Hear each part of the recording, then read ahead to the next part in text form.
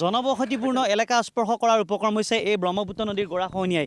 এই মুহূৰ্তত উপস্থিত আছোঁ চিপাঝাৰ বিধানসভা সমষ্টিৰ কুৰুৱা সমীপৱৰ্তী এলেকাত। আৰু কুৰুৱাত দেখিবলৈ পোৱা গৈছে ব্ৰহ্মপুত্ৰৰ পৰা প্ৰবল গৰাখহনীয়াই এতিয়া প্ৰায় জনবসতিপূৰ্ণ এলেকা স্পৰ্শ কৰাৰ উপক্ৰম হৈছে। মই দেখুৱাইছোঁ কি ধৰণে পাৰকোপাইন এতিয়া সম্পূৰ্ণ পানীত নিশ্চিহ্ন হৈ গৈছে আৰু সমান্তৰালভাৱে স্থানীয় লোকসকলে আচলতে যথেষ্ট আশংকা কৰিছে, যথেষ্ট তেওঁলোকে এতিয়া চিন্তিত হৈ পৰিছে। আমি দেখিবলৈ পাইছোঁ প্ৰায় 30-40 মিটাৰ বাকী আছে জনবসতিপূৰ্ণ এলেকা স্পৰ্শ কৰিবলৈ।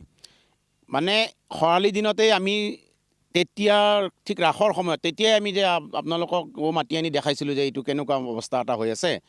ইমান একদম মানে মাত্ৰ 5 মিটাৰ বাকী আছে। আপুনি এইখিনিত বাৰু দেখিছে, কিন্তু আগত গৈ দেখিব যে 5 মিটাৰ মাত্ৰ বাকী আছে। এই 5 মিটাৰ বাকী থকা অৱস্থাটো এওঁলোকৰ গা লৰা নাই জলসম্পদ বিভাগৰ। ইমান ৰিকুৱেষ্ট কৰিছোঁ, ইমান কাটৰ অনুনয় বিনয় কৰাৰ পিছতো এতিয়া মাত্ৰ কি কৰিছে, এতিয়া বাৰিষা হৈ গ'ল, এতিয়া গৰাখহনীয়াই গৈ গৈ একদম মথাউৰিৰ ওচৰ পালে, মানুহৰ ঘৰৰ ওচৰ পালেগৈ। এতিয়া পাৰকোপাইন পেলাইছে। শুনিব পাইছোঁ এওঁলোকৰ এই পাৰকোপাইন পেলোৱা মানে পেলাইছেহে, কিন্তু এওঁলোকৰ এই কামখিনি কৰিবৰ কাৰণে এতিয়াও হোৱা নাই। এতিয়াও হোৱা নাই মানে যে কি কৰি তেওঁলোকে কামখিনি কৰিব, এওঁলোকৰ কোনো ঠিকাদাৰ নাই বুলি কয়। এওঁলোকৰ সেইদিনা অফিচাৰ এজন লগ পাইছিলোঁ, অভাৰচিয়াৰজনক, তেওঁ কৈছে বোলে কোনো ঠিকাদাৰ নাই এতিয়া কাম কৰিবৰ কাৰণে। আৰু এনেকুৱাই চলি আছে নেকি যে এওঁলোকৰ জলসম্পদ বিভাগটো আমাৰ অসম চৰকাৰৰ? এওঁলোকে কি কৰি আছে তেতিয়াহ'লে ইমান দিনে কি কৰি আছে? আজি জোৰ পুৰি হাত পালেহি, এতিয়া এওঁলোকৰ কাম কৰাৰ হেৰি নাই, মনৰ ইচ্ছা নাই নে কি, সদিচ্ছা নাই নেকি যে আমাক বচাবৰ কাৰণে? এই গৰাখহনীয়া আহি আমাৰ নৈপৰীয়া মানুহখিনি কি অৱস্থা কৰিছে আহি, সেইখিনি চাবৰ কাৰণে তেওঁলোকৰ হেৰি নাই। আমি দেখিবলৈ পাইছোঁ এতিয়া আপোনালোকৰ প্ৰায় ঘৰ দুৱাৰ স্পৰ্শ কৰাৰ উপক্ৰম হৈছে এতিয়া।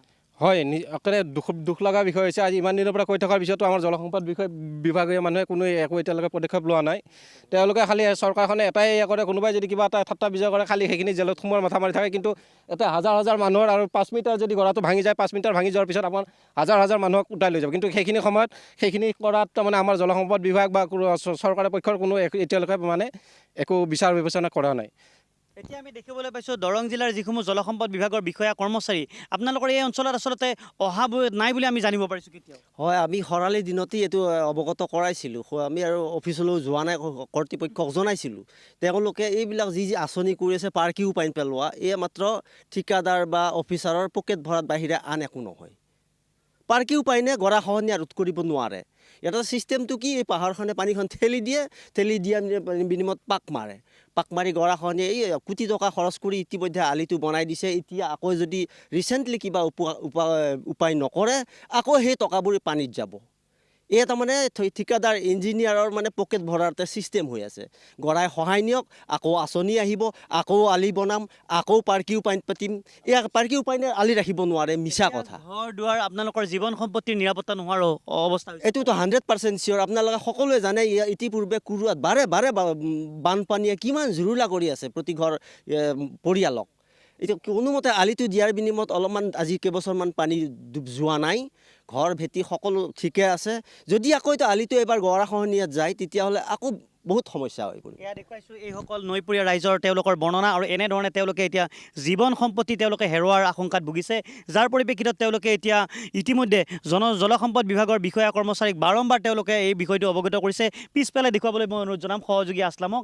এয়া দেখুৱাইছোঁ এনেধৰণে এতিয়া এই যি মথাউৰিৰ দাঁতি কাষৰীয়া স্থান, এনেধৰণে এতিয়া গৰাখহনীয়াৰ প্ৰবল প্ৰকোপত পৰিছে, আৰু প্ৰবল গৰাখহনীয়া এতিয়া জীৱন জীৱিকাৰ নিৰাপত্তাহীনতাত ভুগিছে এইসকল লোক। আমি দেখুৱাইছোঁ এয়া চিপাঝাৰ বিধানসভা সমষ্টিৰ কুৰুৱা অঞ্চলৰ ৰাইজৰ সমস্যা, দীৰ্ঘদিনীয়া সমস্যা, তেওঁলোকৰ জ্বলন্ত সমস্যা। এই জ্বলন্ত সমস্যা তেওঁলোকে দীৰ্ঘদিনে আচলতে দাবী কৰি আহিছে যে এই সমস্যা সমাধান কৰক, কিন্তু খৰালি কালতে তেওঁলোকে আচলতে বিষয়া কৰ্মচাৰীক এই বিষয়ে অৱগত কৰিছে। এতিয়ালৈকে কোনো কাণ সাৰ দিয়া নাই, এতিয়ালৈকে কোনো ভূমিকা গ্ৰহণ কৰা নাই।